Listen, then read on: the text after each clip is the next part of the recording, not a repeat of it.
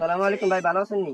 ওয়ালাইকুম সালাম, কি অবস্থা? ভালো আছেন? এই তো আছে আলহামদুলিল্লাহ ভালো ভাই। খাইছিলাম ভাই, অনেক কাছে ওই যে দুটো কেনা লাগে, বিদেশ যাবো তো, ওটা একটা শর্ট পড়ছে, অনেক টাকা লাগে।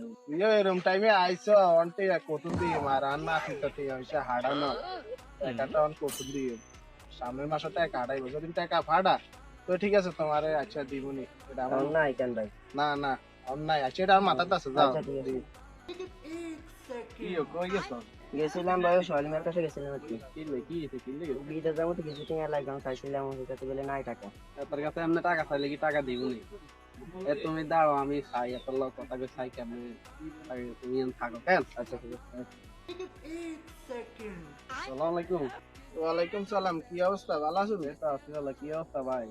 এই তো আছি ভালো। আছি তো আপনার কাছে অনেক টাকা ভরসা লই। হ্যাঁ কোন সমস্যা? তো অনেক সমস্যা।